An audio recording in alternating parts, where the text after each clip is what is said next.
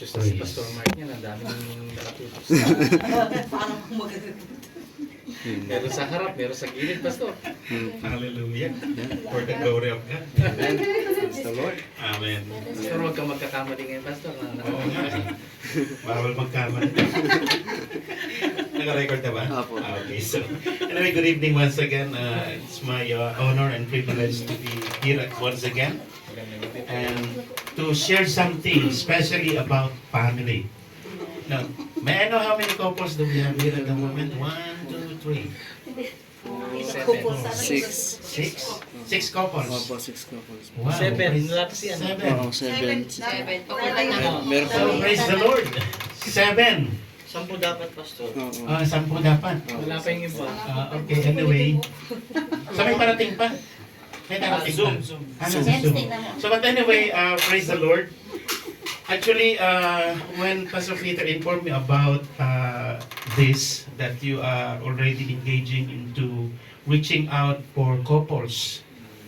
So actually, it is one of the good and best decisions that you could have within your family or within your community to pray and target families. Why?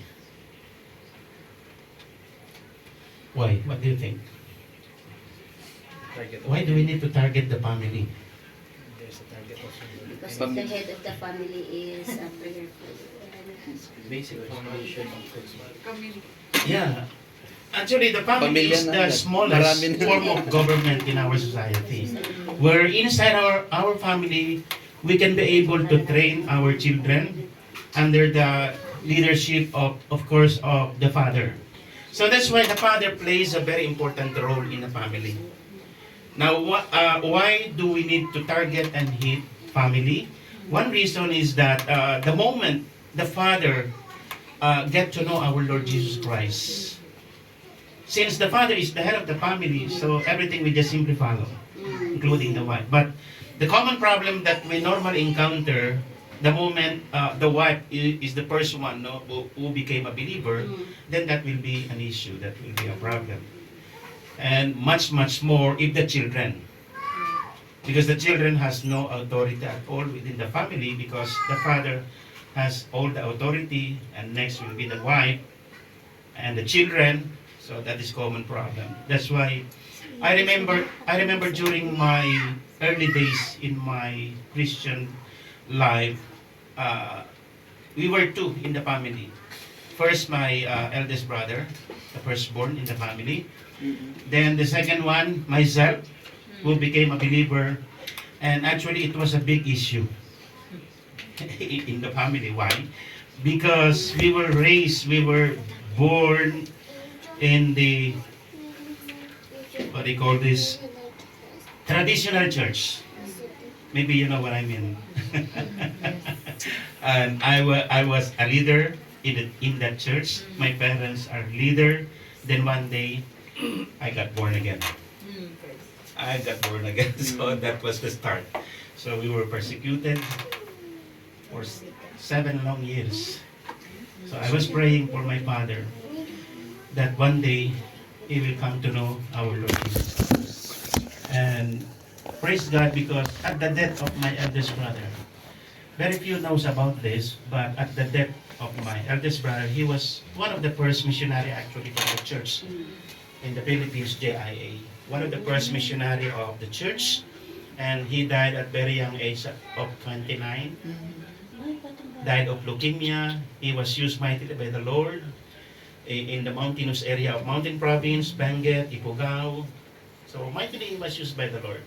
Then one day, after 1.5 of getting married to Pastora Arlie, maybe you know her, Arlie. She's the wife of my brother. Yeah. At Teacher Arlie from the TMA. Yeah.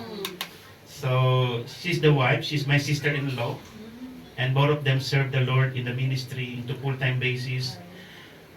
Pastor Arlie actually was a chief accountant from one big bank, and they resigned during those times. Late 70s, early 80s, you know, the professionals in the Philippines, because there was a wave of revival during those times. Professionals are resigning from their work. including my brother. He is supposed to land a good job as a marine engineer and electrical engineer, and suddenly he went into full-time. So that was the main issue. And for 7 years we struggled. Then we prayed for 7 years, and one day my father went because my brother cannot support us anymore because instead of working, he chose to be a missionary. So the plan is for him to help us. So to make the story short, there was quarrel almost every day. There was no peace in the family. Though we find the true faith in Christ, but we struggled a lot. Yung bang, your father will tell you, okay, you go ahead with what you are doing in your faith, then do you think you will have a bowl of rice or in your table? If you will keep on doing what you are doing. Those are some of the arguments. So I was very confused at that time. But I prayed also for my father and my mother. Then one day, when my brother died, that was the situation that God used for my parents to realize our newfound faith in Christ. So they saw the love of the community. They saw the love, the support, everything. But that was a long story. Now my point is this. When the father will simply accept the Lord, everything will just follow. Because the father has a command, has the authority. Now, a family is very, very important. Very important. Okay? It is instituted by God. Now, before I will continue, I will ask, do you have a ballpen? No. Yes. Everyone? Everyone. If none, I will change my icebreaker. Maraming ballpen. But next question is, do you know how to draw? Gusto niyo ba mag-drawing? Yun lang po yung Okay. Wag na lang yan. Kaya niyo ba mag-drawing? Ano pong drawing, Pastor? Depende sa Opo, drawing. bahay, halaman, Pwede sa drawing? ibon. 3D ba, Pastor? Hindi naman 3D. Kahit drawing bata lang na parang kalansay about family. Opo. Kaya yan. Okay. Kalansay pala eh. If you can do this, we will do it. This is the instruction, okay? Thank you, Pastor. Hindi sa bakas? Tag-isa po. Hatiin na siguro. Hatiin niyo yan. Magdodrawing nyo kasi yan. Hatiin, pwede. Ayan. Madaming bulto. Kalahati, bawat isa. Hindi kayo naka-ready, ha? Hindi kami naka-ready dito sa tura. You're not ready with the ballpen. Bulto na dito. Meron pa. Okay, this is the instruction. Okay? Okay, are you listening? Okay po, sir. On that piece of paper, okay, listen, draw one positive aspect of your parents' marriage, positive aspect of your parents' marriage that you would want to have in your marriage. Positive aspect from your parents that you would like or you want to have in your marriage or future marriage if you are a single. But if you are already married, what is that positive aspect that you observe from your parents when you were growing up? What did you observe, that positive aspect? Can you draw that? Maybe a family who prays,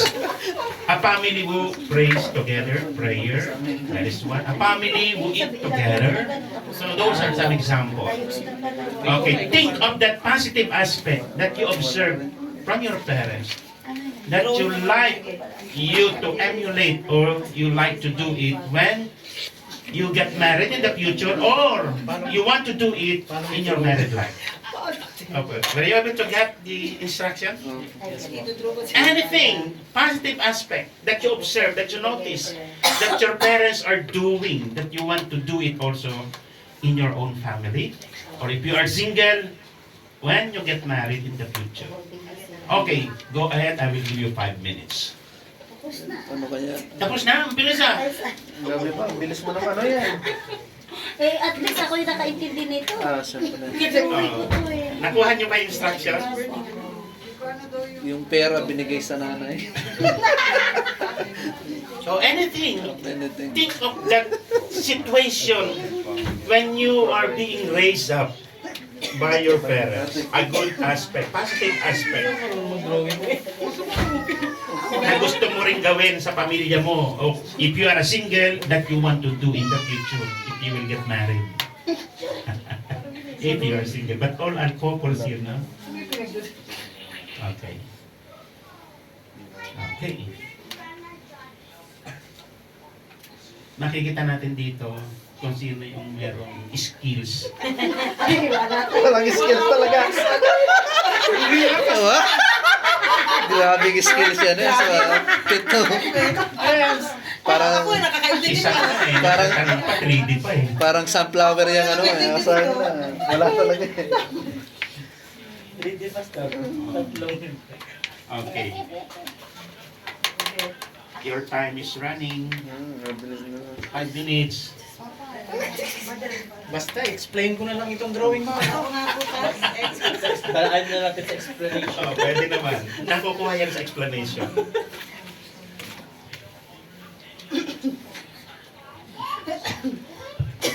Ako hirap din ako ng drawing dyan nun. Yung tinuro sa amin yan. Okay. Last 2 minutes.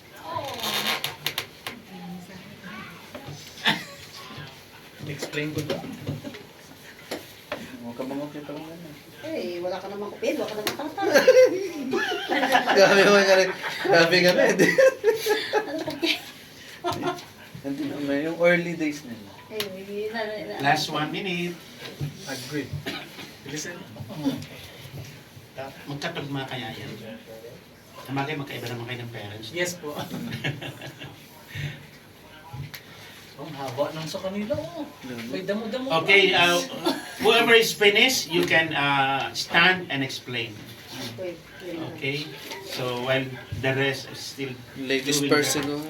Ladies first daw. Ladies first, Okay, palangga. laging ladies first. Nay, Dali na, Oh, sige na palangga. Go ahead, Go na. palangga. Ano yun? Ang ganda ng drawing Patingin niya. nga. Panalo yung drawing niya eh. Wow, pakita natin dito. Meron po pala rin Ako na po nakikita Dagdagan mo naman yung ano ko, lagyan mo nga ng baka. Ikaw lang nakakaintindi Opo. niyan. Okay, Ito po, explain. mga kapatid, sinulat ko po, or dinraw ko pala, yung nanay ko at yung tatay ko naghahawak kamay. Oh, Wow. Wow, holding hands. Opo, ibig So sabihin- you want Parang, it to... hindi po ibig ko po sabihin dito, napakita talaga yung we always feel the love of our father to our mother, na ano man po yung yung kanilang mga napagdadaanan, never po na nasaktan or never po na pinaanuhan ng tatay ko ng kamay niya o pinagbuhatan ng tatay ko, kahit na lasenggo po ito. Grabe po ito uminom, grabe po magsugal. Pero never po namin nakita at never po na binanggit ng nanay Walang namin. physical, Opo, wala talaga, as in wala. Kaya ito po yung nakita ko din na, at saka yung responsibility po ng tatay namin bilang father sa amin, na 7 kami magkakapatid. Never po kami pinagkulang po, glory to God. Yun po yung nakita ko, kasi kahit gaano po kahirap ng buhay namin, parang naghahanap po talaga ng way si tatay ko na makakain kami ng 3 times a day. At gusto niya po na gusto niya kung anong mga activities, mga events sa school, kailangan nakasali po kami, kasi gusto niya po na hindi po kami ma-left behind sa ibang mga bata. So ito po yung gusto ko din na mangyari sa buhay mag-asawa ko, na at saka isa pa po yung sinasabi lagi ng tatay ko, kahit mahirap ang buhay, never siyang gagawa or gumawa ng hindi maganda, na yun po yung ipapakain sa amin. So yun po yung ko po talaga, na sabi ko nga lagi na wag mo talaga akong ni dulo ng daliri ng nanay ko, never na nasaktan ng tatay ko. drawing lang ka, drawing lang. Drawing lang. Ini-explain ko. No, what I mean is that Brother Jay, I told him never hit me because even the tip of the nail of my mother never hit by my father. So the strong relationship between the couples or the marriage life. Can we give a clap of praise to God? So, do you hold hands Opo, always? Pastor. Basang-basa po yung kamay, Pastor. Talaga naman. So, even in the public? Oo. Wow. Hindi sa daan. Diyan sa beach. So, you have to discuss it. Okay, next couple. Okay. Si Peter pala muna. Si Peter. Mr. Peter, go ahead. Pati yung drawing. Gagaling. Ako maintindihan niya, Pastor. Ako lang talaga makaintindi din yan. Hindi rin po. Paano kaya ito ma-interpret? Yan, no? Hirap niyong interpret. At least pinakita may buhok. Babae yun.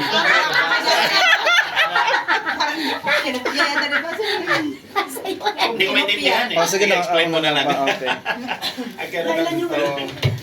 Ako naman kasi, hindi naman din ako, hindi ako lumaki na may buo yung family, Pastor. But it is according to my mother, in their,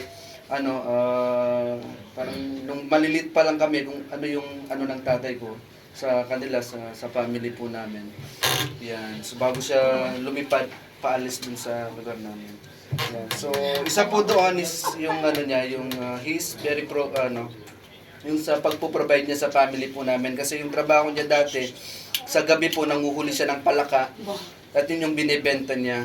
Yan, para meron pong pang tustos sa sa pangailangan. So yung pumunta siya sa farm, doon sa gabi, very hard working. Kasi 5 kaming magkakapatid. So yun yung isang din. Nandiyan pa yung palaka. Meron pa doon sa bukid. Ayun, dalawa yan. Hindi ko lang mag-drawing kung ano. May palaka doon. Ayan, tapos yun, i-give to my mother, di ba ba yung yung sa finance at si mama yung nagmamanage. At yun din yung nano ko, and then yun nga din yung nano ko po din sa family po namin, that I can provide dun sa needs, sa pangailangan, sa bata, at sa pamilya namin. Ganun po. So, a father should be a good provider. No? Amen. So, even yung panguhuli lang ng palaka. Amen. O sige, next couple naman. Actually, hindi din po ako marunong Sunod-sunod din eh. Para. Dinaan ko na lang po sa circle. Pwede na yan. Oo. Mas maganda. Last minute na. Mas maganda. Last minute na po siya. Sige po. Actually, ako din po, hindi din ako lumaking magkasama yung parents ko. So, since grade 1 ako, talagang separate na sila. So, wala akong but ang iniwan nila sa amin, kaya 3 lang, kasi kami magkakapatid, ang laging inaano nila sa amin, pinapaalala is to love one another. Sa amin magkakapatid. So, ang lagi nila inaano sa amin is maging united, yun nga, magmahal ang bawat isa. And, ano pa sasabihin ko, nawala tuloy yung sasabihin ko. Kaya po, nung ako mag-aasawa na, sabi ko kailangan, Ang pipiliin ko, yun ba yun? sabi ko, kailangan kong maging very careful. Actually, nung hindi pa po ako talaga nakakilala kay Lord. Sabi ko gusto ko ganito, ganyan. Pero yun nga po, nung realization hit me na, yun nga, dumarating kasi yung point na pag nasa school kami, walang uma-attend pag mga graduation, walang uma-attend ng mga, yun yung naging sa akin, sabi ko, yun, doon sa akin na, I started to pray na sabi ko, Lord, kung ako man mag-aasawa, kung ako man mag-aasawa, sabi ko, kailangan ko ng tapusin yung ganung walay, oo, kasi magiging mahirap para dun sa mga kaya sabi ko, hindi na more on the attributes and more on God-fearing na. Kaya I somehow po praise the Lord kasi kahit hindi lang ako binigyan ng asapat kasi kahit yung mga in-laws ko talagang God-fearing din sila. Sila nagpakilala po sa akin kay Lord. Yung nagbigay sa akin ng connection kay Lord. Praise the Lord. Sapahan natin ang Panginoon. Hallelujah. Thank you. Actually, ang generational sin or generational curse nakakatyan the moment someone believes in the Lord. Amen. Though the Bible says up to third or fourth generation inaani, we inherit it. No, but the moment someone, any members of the family accept the Lord, so that will be the time that you are released. You receive the freedom, no, from that generational sin or curse. Now, simply, if we will try to observe in the society nowadays, if your, let's say, your grandparents, no, yung lola natin, yung lolo natin, if they are broken family or separated, so the children also suffers. Sometimes yung anak nila, they are also broken family, no, up to the third generation. So if you want that to be cut off, so we need to accept the finished work of our Lord Jesus on the cross, because He hung there on the cross. He took all the curse. Amen? So, Kuya, dali, ikaw na. Basa mo muna ko para. Okay na. Yung sa akin po, the best. Tingnan tingnan natin pag ito mahusay yung drawing siguro. Ano siguro? Yung Oo, matindi din. Simple lang. talagang ganito yung lagi natin natututunan drawing ng araw. Kahit ako ganyan din yung drawing ko eh. Mamay art. Sige, Pat. Ano Ano ba yung heart sa gitna? yung kwan po, for me po yung seeing my father na seeing my parents they love each other though there's a lot of there's a fight but there's hindi po man kung sasakitan kasi nga po we grew up I seen both my parents as I grew up they already as a believer yun po yung and, So your parents are already believer? Apo. Okay. So you grew up from a Christian family? So yung po, sa parents ko lang po, pero po dun sa mga kapatid ng mga parents ko, wala po sila sa parents. Or sa akin lang po, yung sa natira. So ano yung pinaka-focus mo na gusto mong tularan? Ayun po, seeing them, being a good provider. Good provider. Halos lahat the same, no? Except kay ate. And grow old together. Kasama kang tumanda. Okay.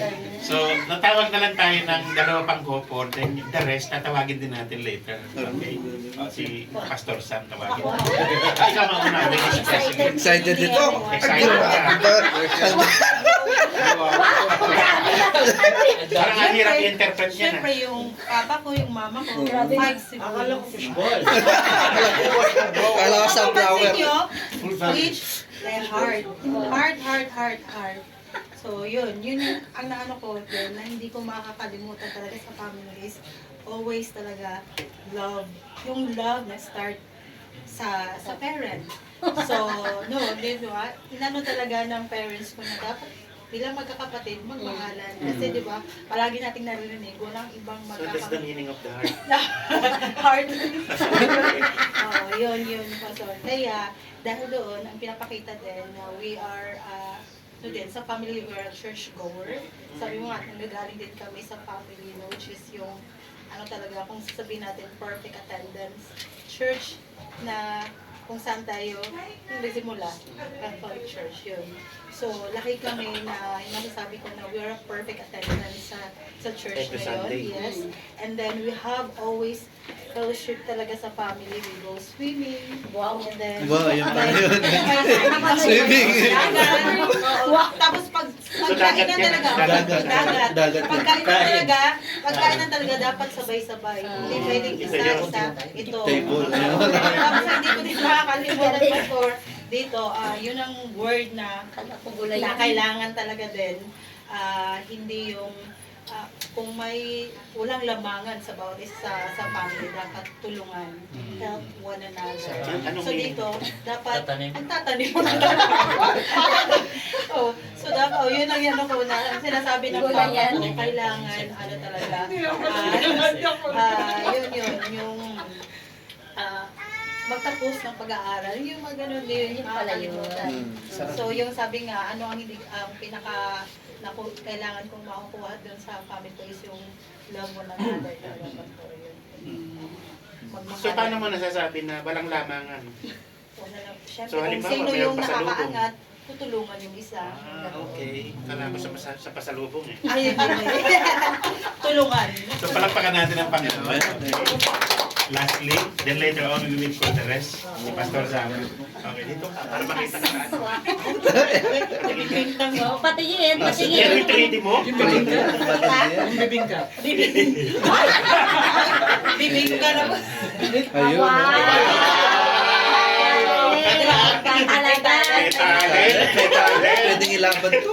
Pwedeng ilaban. Parang punong-puno na ba siya? Yung sa akin naman, meron kaming puno sa harap ng bahay. Yung siniguelas. Tapos dun sa ilalim, may papag kami doon kami kumakain. Tapos doon din kami kumakain. Tapos after lang kami kumain, tulog. Higa kami doon. Mahangin. So Tapos sa papag. Opo, basta doon kami natutulog. Doon din kami kumakain. Sabay-sabay ko, walang upuan. Papag kami, doon kami sa papag kumakain. Tapos ang turo sa amin ng tatay ko yung contentment. Yun. Contentment dahil nakalagay doon 555. Sardinas. Sardinas. Tapos kapag 555 sardines. Opo, 555 sardines na yung sardines po. And then, tapos kapag sumahod si tatay, may coke kami. Ayan. Contentment. Tapos, Saan yung kokpas? tatlo kami, ayun, coke. Okay. Coke. Tapos, ayan, may bintana, may harap, dyan sa harap ng bahay. Ngayon, nakalagay doon yung bike ni tatay. Every time na, kasi 6 years old pa lang ako, wala na yung tatay. Ito yung pinakamasayang araw na hindi ko makakalimutan na buo kami ng pamilya. Siguro yung masasabi ko na yung kahit anong mangyari, hindi ko kakayaan na magkahiwa-hiwalay kami ng pamilya. Kasi yun yung yun yung alam ko na dahilan kung bakit nagkawatak kaming magkakapatid. Kaya I'm praying to the Lord na magkaroon kami ng contentment sa family, kahit 555, magdildil kami ng asin pero magkakasama. Kaya, tapos yung bike, Pastor, yun yung bike po yan, Pastor. Ganda ng pagkakataon. Ayan, so yung bike po, po siya, relevant po siya kasi sa amin. Yun yung dahilan kung bakit na-accident po si tatay. So, po siya, hit and run po yan siya. So, sabi ng mga nakakita, parang dalawa daw po na bus ang naka-hit and run sa tatay na. Kaya yun, and I really thank God kasi kung hindi nangyari lahat ng yun, hindi kami magiging ganito ka parang porsigido tsaka magiging sa family na. Yun lang po. Praise the Lord. Palakpakan natin ang Panginoon. Ang ganda talaga ng drawing. Let's pray for a while. Hindi tayo mag-pray muna. Let's all stand up. Ay, hindi na nakatay sa Our dear Heavenly Father, we are so grateful that you are the one who instituted a family. And today, Lord God, when we became a believer in Christ, we just simply realized the importance and role of the Father, O Lord God, that they are playing within our own family. And today, Lord God, as we continue, Lord, to know more about godly family, we just entrust to you everything, even all the couples who are here today, O Lord God. We thank you and we just entrust to you. Whatever we will learn, O Lord, let it be applied in our own family and individually. We thank you and we glorify your name. This is our prayer in Jesus' name. Amen. So the rest we will call later, huh? Okay, now going to our lesson, marriage is instituted by God. So if it is God who instituted it, when we say our vows, actually the Bible says God is a living witness. He's the witness on our vows. No, we exchange vows. So marriage, if God is the one who instituted marriage, then the Bible also says that whatever God joined together, let no man put asunder. Hindi talaga dapat naghiwalay. There should be no separation. And we are so not lucky, but we are so blessed, because Philippines is one of the countries in the whole of Asia that we do not practice divorce. we do not practice. But almost all the countries around the world are already legalizing, no? Legalizing, but in the Philippines, it's still not yet approved. So that is one good thing, that we keep our family intact. But more so, one of the issues and problem that we normally encounter during the time of late 70s, early 80s, there was exodus of Filipino migrants as OFWs. No, I don't know if some of your family members or your parents, your father, during those time, or even during 90s, they went to work abroad as OFWs or overseas Filipino workers. And the byproduct of that, do we know what happened to those family members who were left in the Philippines or in any particular country? What was the common problem or issues that you observed, that you encountered? The moment the father went somewhere, work abroad, no? So one of the issues, problems that we normally encounter is broken family. The children are growing up without a father figure. And it is very hard for the mother to do it both, no, as father and mother. So another issue and problem that we normally observe, some of the children are growing up not only without the father figure, but they are spoiled and the mother cannot control. No, and some are into addiction, so on and so on. So those are some of the major problems that we normally encounter. Now, since marriage is designed by God, the principle of marriage, according to our material, must be taken from the Bible to ensure the success. Now, try to compare. We're not saying that a Christian family is perfect. No. Sabi nga nila, nag-aaway din. No? Sabi mo, kuya, no, nag-aaway din yung parents mo. There is also quarrels. Even me, myself, I'm already a believer in Christ. And maybe 2 times we nearly got separated because of quarrels. I'm a Christian, Pastor Alice is Christian, and yet, quarrel is always there. We are not exempted, even though we are already a Christian family. But how much more if the family is without Christ as the center of the relationship? There will be more issues and problems. Now, that's why we need to understand what is the point of view of our God when it comes to biblical marriage. No, many marriages fall apart because of husband and wives. No, sabi diyan, do not know the biblical principle or concept of marriage. Now, what does the Bible says about marriage? Ano ba sinasabi ng Bible about marriage? No, sabi diyan, okay? Understanding marriage from God's point of view. Let us see how God sees marriage. Number 1, marriage is a godly covenant. Okay? So, ang sabi dun sa Malakay 2:14, ano sabi dyan? You ask, why is it? Because the Lord is acting as the witness. Take note ha, the Lord is the witness. Napakalinaw, sabi dyan, between you and the wife of your youth, because you have broken faith with her, though she is your partner, the wife of your marriage covenant. So marriage is a covenant, and who is the witness? Our God Himself. But very few knows about it. When they exchange vow, they just simply know that they love each other. They want to build a family.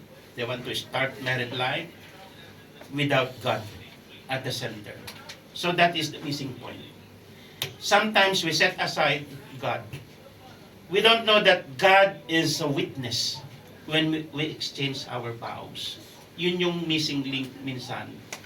No, kaya they don't prioritize God. That's why when I conduct marriages, I see to it that the couple is founded on the Word of God.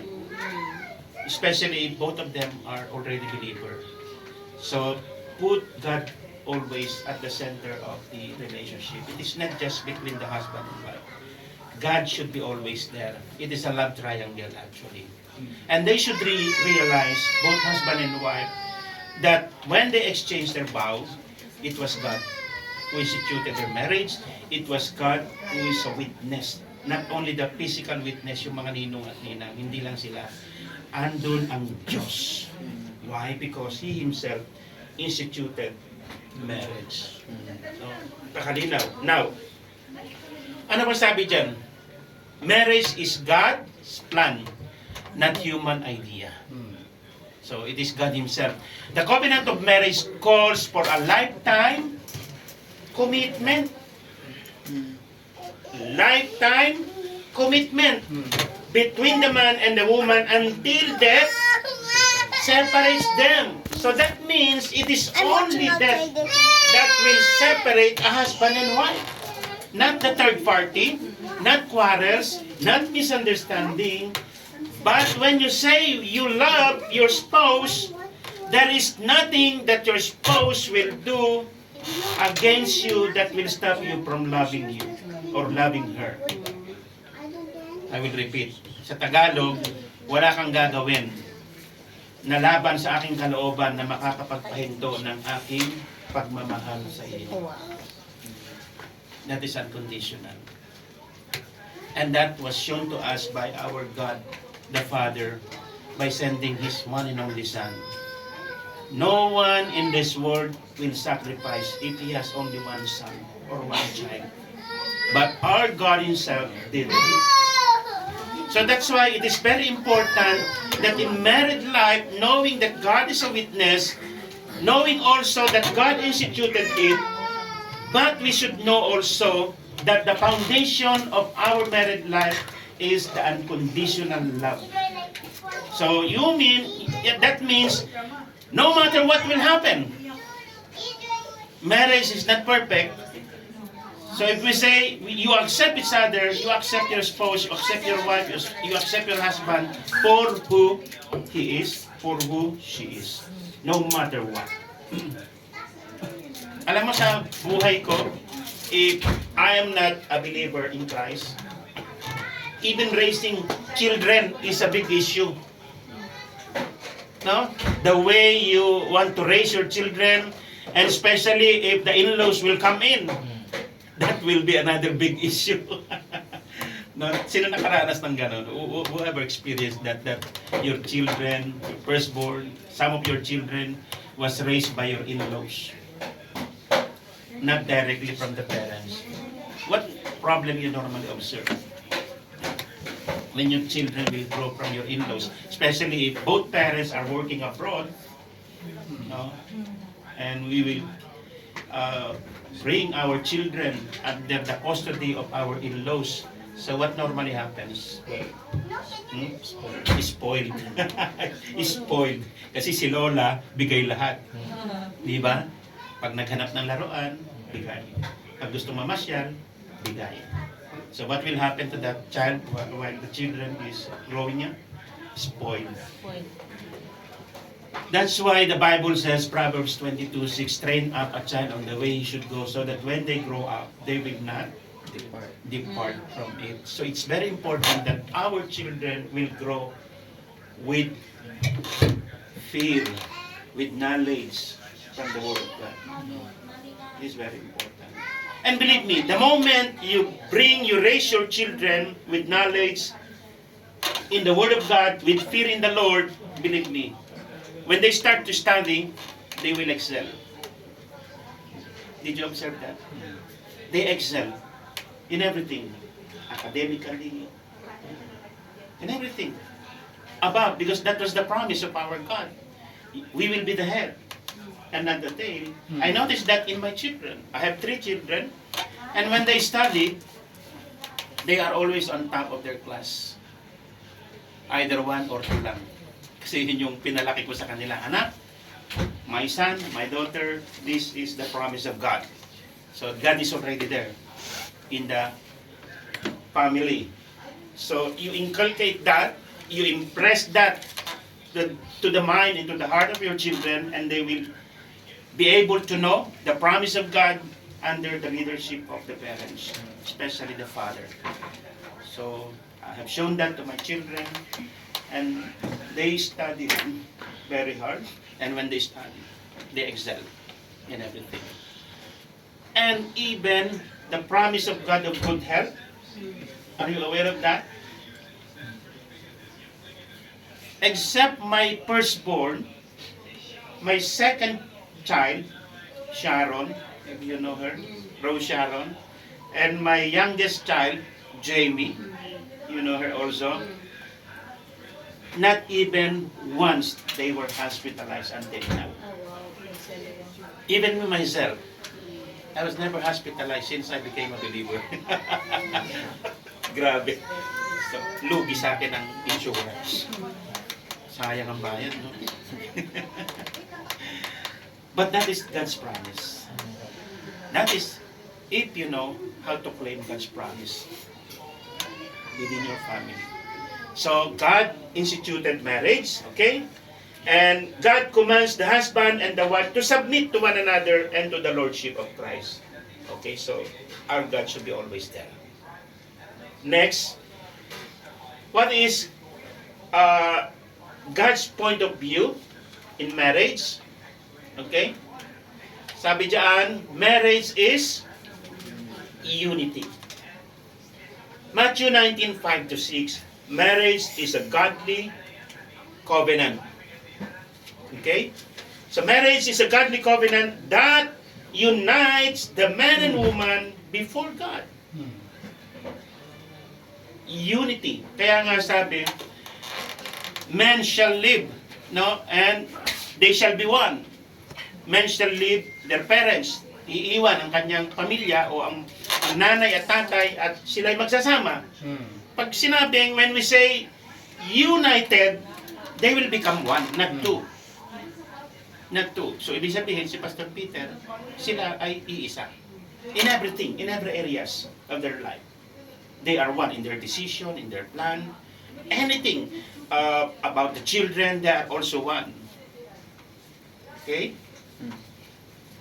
So important, that's very important to know.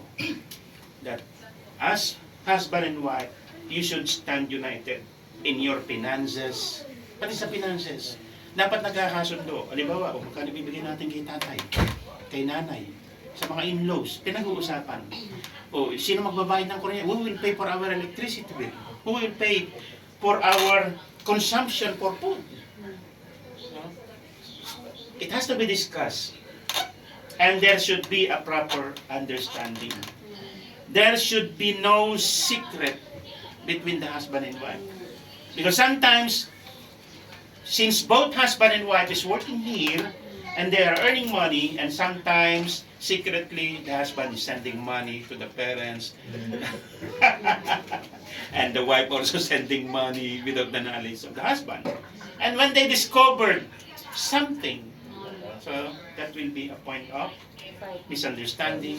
There might be some fighting, so on and so on. Then it has to be discussed openly. So when we say united in everything, finances, raising children, schooling, when you get some educational plan, everything, it has to be discussed. Amen? Clear ba yun, mga anak? Sa amin ni Pastora Alice, I will give you one example. Hati kami.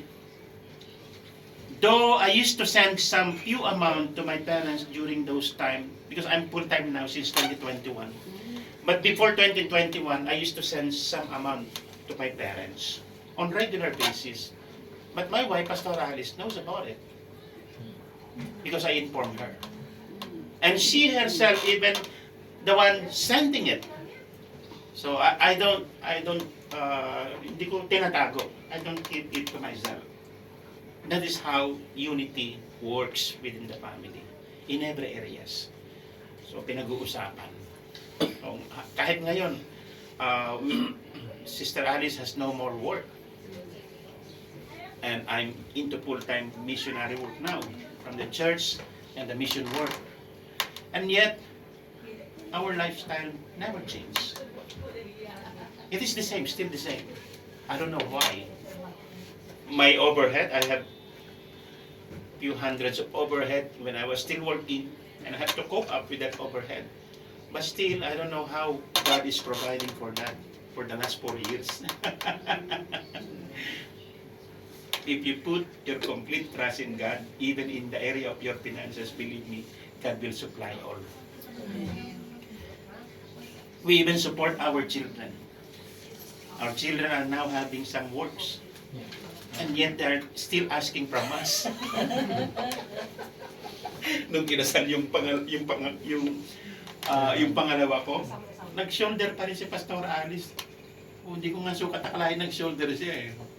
Saan mo ang pera? Blessing, sabi niya. Blessing. So that is, if you are open to each other, blessing will flow. Amen? So ano pa?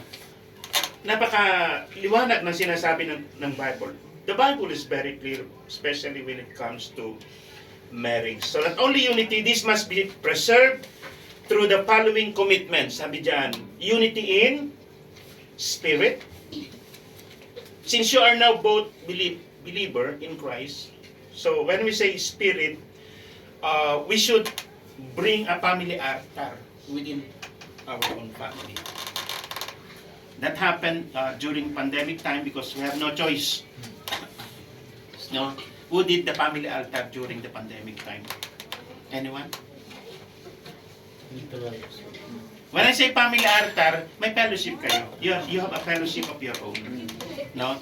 Under the leadership of the Father. And we did that during the pandemic time. And nowadays, once a month na lang kasi hiwa-hiwalay na kami. So we always see to it that once in a month, all the children, including the parents, are meeting together. No? Even casual only. No? A sort of simple prayer or a sort of fellowship through eating fellowship, something like that. We see to it that once a month. It has to be balanced. Dapat yung balance. So that is unity in spirit, unity in mind, open communication. Open communication. Okay? Yung bang, minsan kasi, lalo na ang babae, emotional, di ba? Women are very emotional. Sometimes, when there are some problems that they encounter, they just keep it to themselves. They don't divulge it to the husband. They just keep it until one day, she cannot bear it anymore. At sasabog na. Then madi-discover ng asawa. Sometimes it happens. No? Especially in the area of finances, some women entered into some, let's say, financial issues in which the husband doesn't know. Nangyayari yan sa amin eh. Yung halimbawa, your wife was engaged, she got engaged into buying a land without your knowledge. May nangyayari bang ganon? Yes. Meron. Yung bumili ng bahay, bumili ng lupa, hindi kinonsulta si asawa without consultation. Sa amin ni Pastor Alice, nangyayari yan. Kasi during those times, may sarili siyang pera. But it should not happen. Your mind should be united in everything. Even in the financial matters. Amen? Importante yan. Now, unity in the body. So this is sex and affection. As husband and wife, since you are already one, there should be very open, especially in the area of sex and marriage. No? Halimbawa, minsan kasi, at the urging of the husband, minsan saka lang bumibigay yung babae, pero ayaw naman pala niya. Since we are all married here, so it's okay to discuss? Yes. So even in the area of sex, dapat openly. Since they are married and it is holy in the sight of God, we should not look at it the way the world views it. Amen? So dinidiscuss nyo yan dapat. Kung ano yung gusto ng babae, ano yung gusto ng lalaki. No? Hanggang magkaedad na. Even when you grow old already, it has to be very open. Okay? So, wala tayong dapat itago. Ano pa? Sabi dyan, unity in the vision. I remember when I asked permission to marry Pastor Alice. Maybe you don't know it. When I asked permission to the elder of the church, the one question he asked me, you know what? Sabi niya, Mark, if you will marry Alice, anyway, Pastor Alice not here, no? Naka-record ko. Naka-record ka pa. Hindi naman Send it to necessary. If you will marry Alice, do you think she will be able to be with you in the mission field? I was never able to answer it. Because I know Alice. She will never go with me into mission. And even with myself. In fact, I don't want to go into mission. Because it was a traumatic experience when my brother, as I told you, died at early age of 29. During those time, you know, the support they are receiving, early 80s, 1,000 pesos. Where it will reach during those time, 1,000 pesos.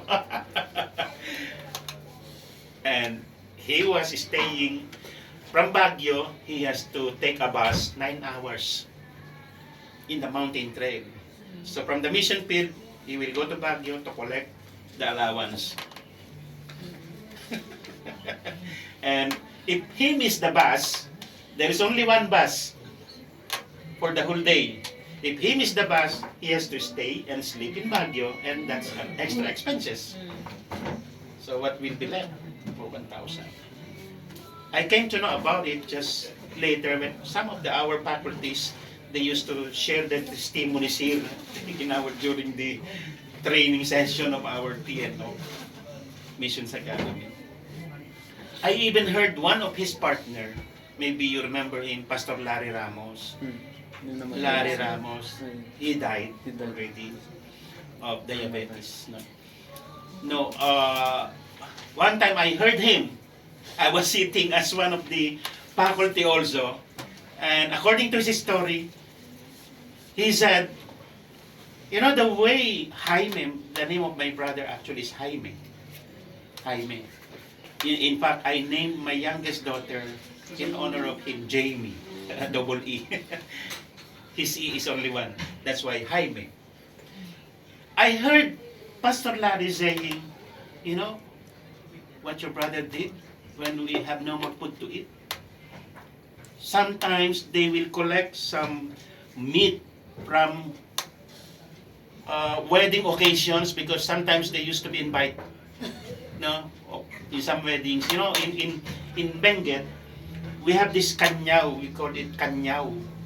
No, kanyaw is a tradition wherein if there are some weddings, so the couple or the family of those couple will prepare at least two carabaos like this, 10 pigs, and it makes them yun na nagpapahirap sa kanila yung kanyaw. And you know, I even experienced that one time. We were invited in one of the wedding, and we are special guests actually. If you are a special guest, the rest of the guests, the moment you came to know that there is a wedding celebration, even you are not invited, you can come. You can go. But for us, we are guests and invited. So what happened? They distributed this meat, and the meat is half cooked. Still blood is oozing from the meat. And if you are not familiar the way they are eating it, do you think you can eat it? No. But you have to show to them that you are eating. And no flavor at all. They just boiled it, and one person is making rounds with salt. With salt. That is how they do kanyaw in that area, Benguet. With salt. I experienced that. So what they normally do, they will collect, they will show that they eat, just to show to the people. Then they will collect the rest of the meat and they will recook it. And my brother used to do that. Yung pindang, alam mo yung pindang yung binibilad sa araw? Hindi naman nakikita ang araw Parang doon. daing. O daing, ginadaing nila yun. Dahil since there is no light or sunlight at all in the area, so what will happen to the meat? It will be spoiled. It will be spoiled until the worms are there. And still, according to Kuya Larry, testimony, my brother still used to cook it for food and for consumption. Sabi niya, hindi ko kaya sikmura ng kuya mo. Pag pinrito na niya, nagtatalsikan yung uod. Kinakain pa rin niya. Lamang tiyan din yan. That is the life during those early days. And I never knew it. That's why when Pastor Ben Baluyo, the author of our Missions Academy materials, asked me, do you think Alice will go with you in the mission? I was never able to answer it because I know. And even me myself, I don't like. I don't like. Now, when I start to serve the Lord into the ministry, it was only then that I realized that question. Because now we are one in our vision. When I said to Pastora Alice, we will serve the Lord in Africa, immediately she said, we will go together. We will go together to serve the Lord in Africa. And every time we go there to conduct training and equipping of pastors and church leaders, we are always together. And Pastor Alice is proudly saying now that Tatay Ben Baluyo should have seen what we are doing now. We are together in the mission work. We are together in our vision. So that's why it is very important for both husband and wife, the moment you decide to get married, you should have one goal, one vision, one mission. And you, as much as possible, you belong to one church. I'm not saying that it's prohibited to get married or intermarried with another church to church, but sometimes what normally happens if the woman is a leader in the church and the guy is a leader also from the other church, so the wife should submit. You know what I mean? So mawawala siya doon sa church niya, yung babae. And the wife will go with the husband, where the husband is committed. So those are some of the practices that we normally do. Now, unity in vision and finances. And number 3, marriage is a responsibility. Okay? Marriage is a responsibility. What does it mean by responsibility? So, this is adherence to the biblical commands of God for both husband and wife is the pillar to a successful marriage and godly family. Okay? If the husband and the wife fulfill the function God gave to each of them, the marriage will be strong and lasting, and both them will be happy. So that's why the husband should know his specific responsibility. What is the specific responsibility of the husband? To provide for the family. And what do you think is the greatest need of a husband? Anyone? What do you think is the greatest need of the husband? Halimbawa, nag-aaway kayo. When there is quarrel, what will the husband will say to the wife? Sorry. Tapos ang usapan. Yes. When someone lie low, don't yung magsalubungin. But you know, biblically speaking, one of the greatest need of a husband actually is to have respect. To be respected by the wife. When the husband sees that the wife is respecting him, the husband will give everything. But the moment the husband does not see it, that will be the start of the quarrel. Yung bang halimbawa sinisigawan ka, sinataasan ka ng boses. When you are walking in public and the wife will having high tone, high pitch of the voice, normally what will be the husband will feel? Hindi ka nire-respeto in public. O kaya, when you decided already something, and you decided in consultation with your wife, and since the wife is always changing, Wala kami sinabi. no? That's my experience. No? Ngayon pula, pamaya-maya, ilang minuto lang, puti na. Kami kailangan natin si Kaya. Wala ka na. Nangyayari ba yun? Ate, nangyayari yun. Sa inyo. Sometimes. Yes, sometimes. So that is the issue. That's why never nag your husband in public. Pag kayo lang dalawa, okay na. Ako nga, hinabol pa ako ng samurai.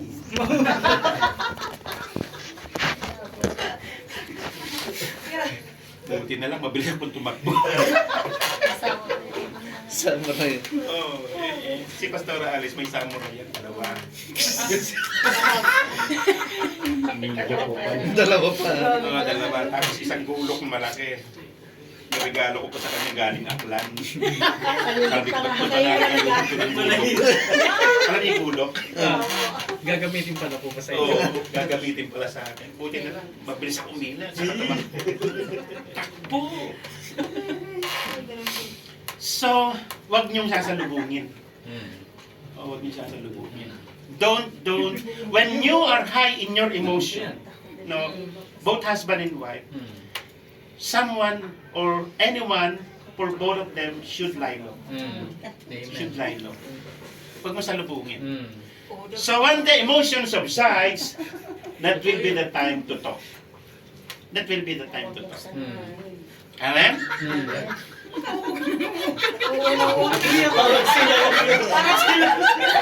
Bakit sila yata yung nag-awit doon sa likod?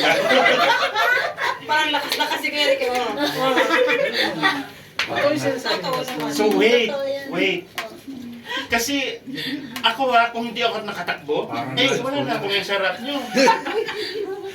Yung mga kasama ko. Kung masasalubungin ko, pinagsanda ko nga yung electric pan. I use the electric pan, no? Wasak yung electric pan. Ako sabay takbo. That happens. No family is perfect. Yes. But the moment you put God at the center of your relationship, you can settle issues, problems. Always put God. Amen? So, there is a responsibility. What is the greatest need of a husband? Respect. What is the greatest need of your wife? Money. Alibala na sa labas niya. Yes, hindi ka narinig. Sagot ka. Buti na lang umalis. So the greatest need of the wife is love. Love. Ano sabi dyan? Husband, love your wife. This is the highest need of a woman. Wife, submit to your husband. And the highest need of man is respect.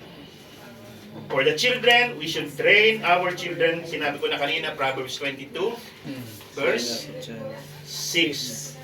And the children should learn to respect their parents. Sino magbibigay niyan? Yung mga parents din. Tuturuan natin yung ating mga anak. We should teach our children to respect us as their parents. Alam mo, there is a big difference when for the children who grew up under the loving care of a Christian parents. If you will compare children growing up with unbelieving parents, there's a big difference actually. I noticed that. Though, as I said, there is no perfect family, but somehow if all the family members, especially if the parents are already believer in Christ, there is a big difference. I have seen that in my Christian life. Sabi nung ibang mga, some will just approach you. Sabi ng mga kaibigan mo, ba't yung mga anak mo ang gagalang? No? Ang gagalang. So, they learn how to respect people who are older. Ewan ko lang dito, some of the children who grew up here abroad, I don't know if you still put the Filipino values, family values, yung po, opo, kuya alam mo yun? Po, opo. No, is a sign of respect for elder people or parents. No, even though they are not the biological parents, no, they still show respect. Yung pag-bless like this, no, you know already this. Mano po. That's also a sign of respect. No? Ako nga tumanda na akong bigla nung naging pastor ako eh. Dami nagbe-bless sa akin. Sabi ko tanda na ako talaga. So but anyway, children, no, we should teach our children on not only on the right and proper values but Christian values. Christian values. Not only the values that we were raised up when we are growing up under the care of our parents. But since you are already a believer in Christ, so put and include the Christian values. Christian values. Now, we will have a group sharing. It says here,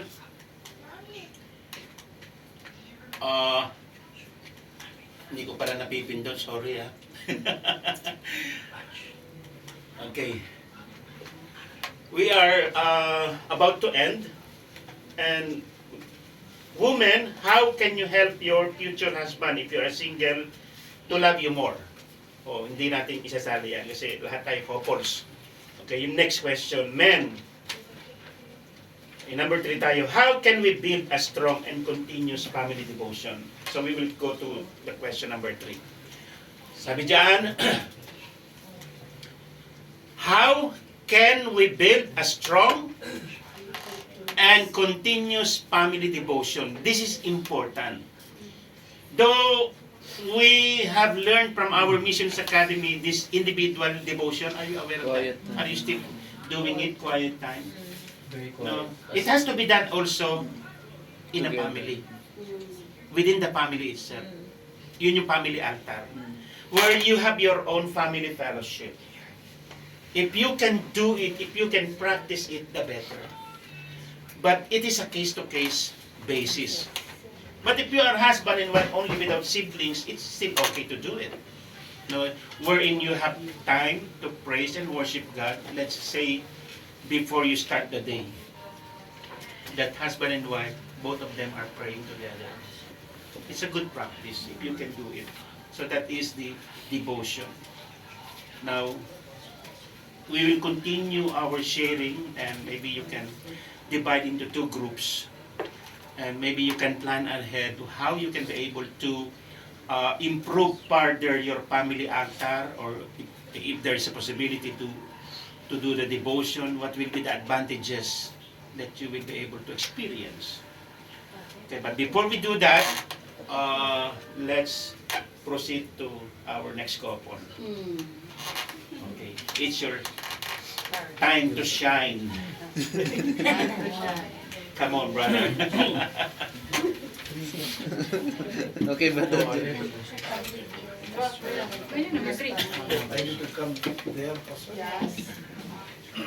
You can come here if you want. Yeah, bro. See, I Oh, nice. school only, but School. I You own the school? say made for each Well, other. made for each other. So husband and wife is, my parents was, when sometimes they are fighting also, but evening time they were together cooking each other. So that is, that is important. So, also, the father is bringing everything to the what are needs every time. He is the one going to the market and shops, everything. He is the one bringing. So the husband is the one doing the shopping. Yeah,